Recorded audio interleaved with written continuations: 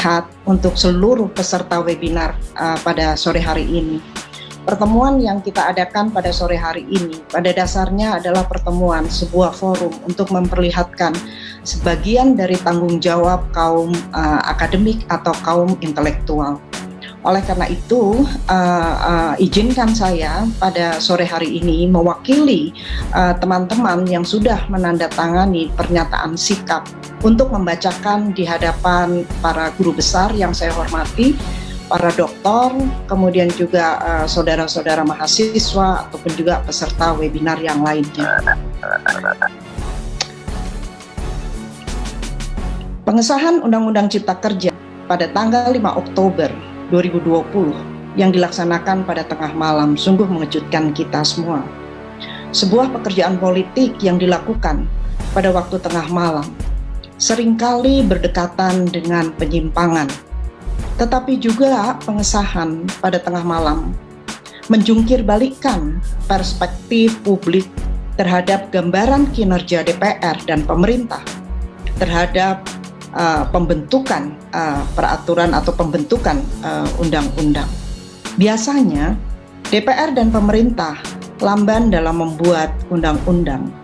Bahkan undang-undang yang jelas-jelas dibutuhkan oleh rakyat malah ditunda pembahasannya.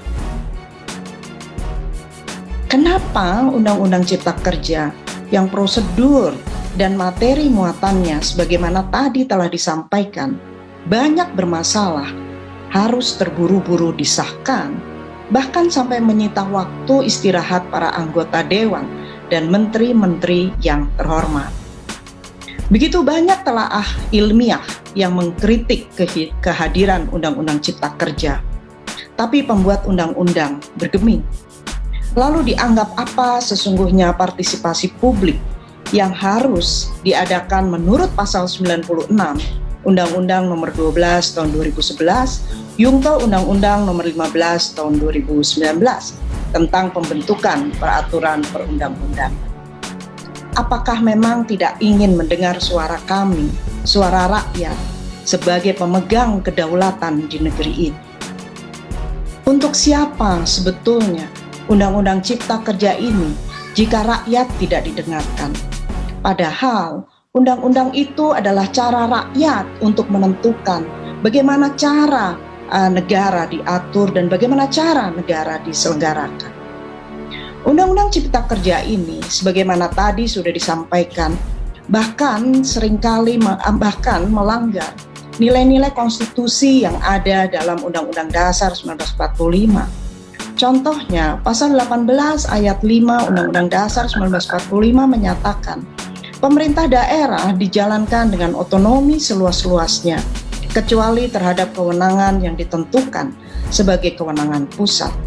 Ternyata, Undang-Undang Cipta Kerja ini banyak sekali menarik semua kewenangan ke pusat dengan ratusan peraturan pemerintah yang menjadi turunan undang-undang ini.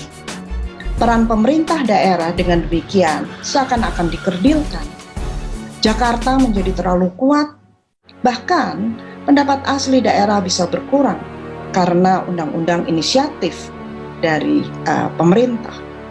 Hak-hak buruh pun, sebagaimana kita lihat kemarin demonstrasi terjadi besar-besaran, seakan-akan diambil alih dengan menyerahkan melalui peraturan perusahaan. Bagaimana relasi buruh dan perusahaan dapat adil jika buruh diwajibkan mematuhi aturan perusahaan yang dibentuk oleh perusahaannya? Jangankan hak manusia, hak lingkungan hidup pun diabaikan.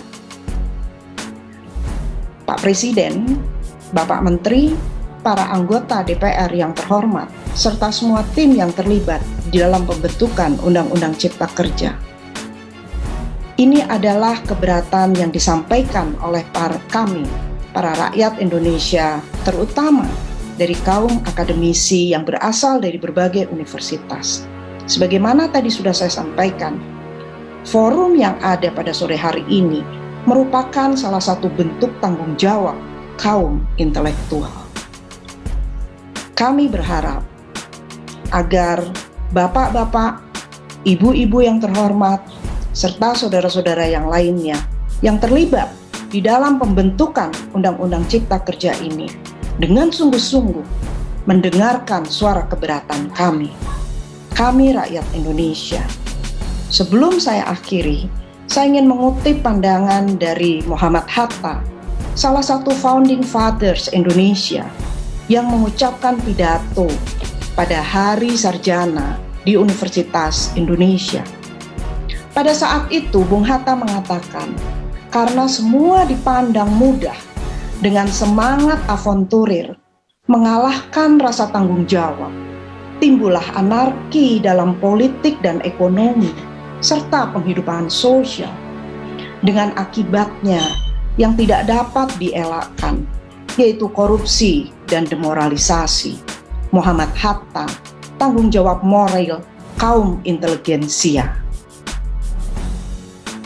Pak Jokowi, Bapak Menteri, Ibu-ibu anggota Dewan yang terhormat, salam hormat dan salam sayang dari kami semua, karena kami tidak menginginkan Indonesia bergerak ke arah negara di mana demoralisasi dan korupsi itu terjadi secara meluas akibat dibuatnya dan disetujuinya Undang-Undang Cipta Kerja. Para guru besar, perwakilan dosen, perwakilan dekan dari berbagai universitas. Wassalamualaikum warahmatullahi wabarakatuh.